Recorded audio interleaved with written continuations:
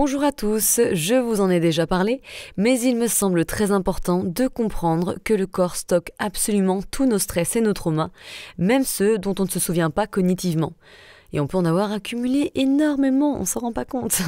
La vie est remplie de challenges, en passant par ce que l'on pourrait qualifier de plus petit.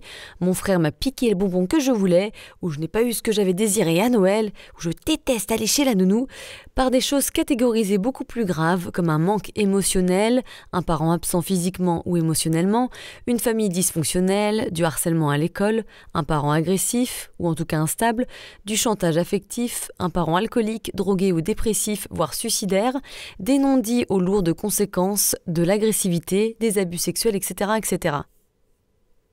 Pour rappel, un trauma n'est pas un événement, ça n'est pas ce qui arrive. Un trauma, c'est ce qui se passe en vous à la suite de ce qui vous est arrivé, c'est votre réaction à un événement. Il n'y a pas de petit t d'ailleurs, comprenez bien ça. Ce n'est pas parce que l'on n'a pas vécu la guerre qu'on n'est pas traumatisé, ça n'a strictement rien à voir. Le même événement peut être plus traumatisant pour certaines personnes que pour d'autres. Tout dépend de notre capacité physiologique, on n'est pas tous égaux sur ça, et nous n'aurons pas tous les mêmes conséquences émotionnelles. Bessel van der Kolk, psychiatre, auteur du super livre The Body Keeps the Score, Le corps n'oublie rien en français, définit le traumatisme comme non pas l'histoire de quelque chose qui s'est passé autrefois, mais l'empreinte actuelle de cette douleur, de cette horreur et de cette peur qui vit à l'intérieur de l'individu. Et le problème, c'est que ces événements nous laissent dans un état d'impuissance et de terreur constant et modifient notre perception du danger. Un exemple qui me vient à l'esprit là, je pense aux attentats du 15 novembre au Bataclan. Je devais y aller d'ailleurs, mais comme par hasard, le jeudi soir, c'est-à-dire la veille du concert, je me fais une fissure au sacrum en tombant dans ma cuisine, ce qui ne m'était jamais arrivé. Des fois, c'est vraiment pas ton heure. Certaines personnes sont retournées voir des concerts directement après et ont continué leur vie parisienne, alors que d'autres ont déménagé bien loin de Paris et se sont renfermés pour se protéger en sombrant dans l'alcool. Nous sommes tous différents et voilà pourquoi il est inutile de juger son prochain, on ne part pas égal. Tout ça pour dire que certaines personnes, pas toutes, n'arrivent pas à aller à 100% mieux avec des thérapies dites classiques où elles parlent, ou n'arrivent pas à changer pour de bon leurs différents systèmes de croyances. Ça m'est arrivé par exemple, j'ai commencé a long time ago par ce qui était connu, c'est-à-dire une thérapie classique, psy, etc. Elle était pas mal, elle m'a aidé sur certains aspects, mais au bout d'un moment, je sentais que ça n'allait plus nulle part, que je stagnais. Et j'ai vachement entendu ça autour de moi d'ailleurs. Et je me sentais toujours aussi anxieuse avec le même type de pensée négative. Ce n'était pas étonnant quand je sais que j'ai un blackout total sur une année où j'ai vécu un de mes plus grands traumas. Mon cerveau l'avait bien enfoncé en moi, impossible de me souvenir de cette année-là à part des toutes petites scènes. Pour me protéger donc. Mais le corps, lui, se souvenait. Je sentais d'ailleurs que j'avais des milliers de litres de pleurs que je n'avais pas sortis de mon système qui était en surchauffe. Je n'avais tout simplement pas les capacités de les ressortir, ces litres de larmes.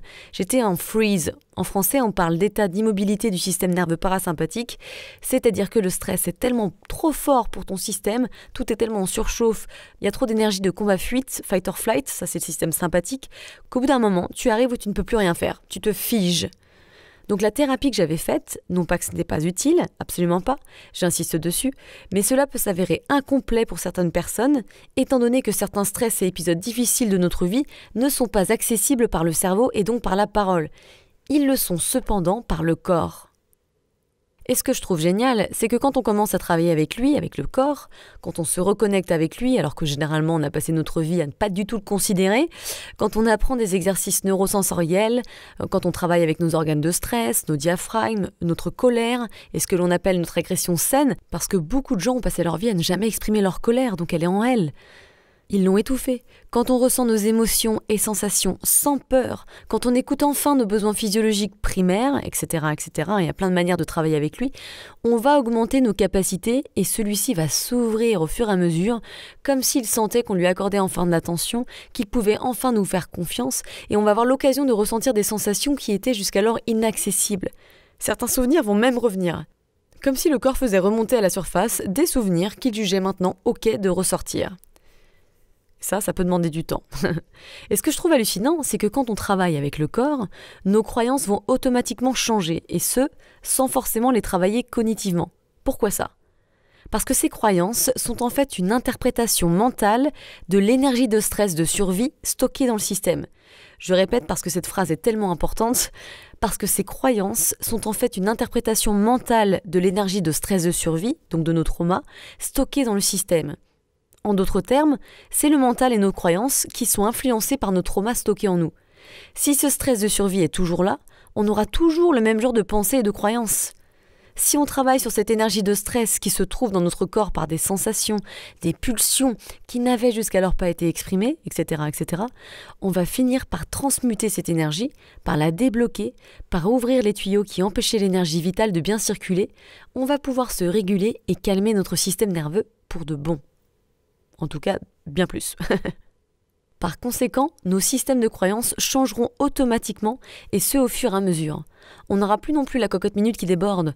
On aura vidé notre jauge de stress. Donc on sera plus serein, plus conscient de nos limites physiologiques.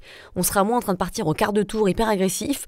On sera plus connecté avec nous. On sera sûrement moins en freeze, donc en immobilité, à se recroqueviller sur soi, à s'enfermer. On sera plus authentique et plus pollué par toutes ces pensées limitantes. Voilà donc pour ce nouvel épisode de la Mind Body Minute. Si on récap, les thérapies classiques peuvent être géniales, mais parfois s'avérer incomplètes, notamment quand les praticiens ne sont pas formés au trauma, au corps, au système nerveux. Il peut donc s'avérer utile de commencer à se reconnecter au corps pour changer véritablement sa physiologie, car si le corps croit qu'il est en danger constant, on ne pourra jamais avoir des pensées sereines et positives. Enfin, ne jugez pas la réaction des autres, apprenez à ne plus être dans le jugement. Prenez conscience des moments où vous jugez la réaction des autres, ou juste vous jugez les événements et les autres de manière générale, physiquement, etc. Ils font ce qu'ils peuvent avec leur niveau de conscience. Et j'avoue que des fois, ça paraît pas beaucoup, mais en même temps, on ne connaît pas leur vie ni leur challenge, ni leur trauma transgénérationnel, et ça, Dieu sait qu'il y en a plein.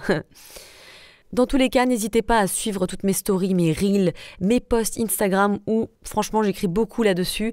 Ça peut commencer à vous donner des clés, à vous donner des pistes. Je suis aussi toujours en train de me former. Là, je vais prendre une nouvelle formation qui va être un peu longue mais qui va me former en profondeur à tous ces sujets dont je viens de parler aujourd'hui. Donc comme ça, je pourrai peut-être plus tard vous coacher directement. On verra bien de quoi l'avenir est fait. Plein de projets. En tout cas, bisous, prenez soin de vous et n'hésitez pas à me dire ce que vous en avez pensé sur Instagram de ces petits épisodes Mind Body Minute ou sur un avis iTunes par exemple ou par une note Spotify, un don sur Tipeee, TIPEEE.fr en tapant Horizon Podcast. Ça me ferait évidemment super plaisir car comme vous le savez, je ne suis pas payée aucunement et ça me demande beaucoup de temps personnel dans mon agenda bien rempli. Voilà, je vous embrasse, à bientôt.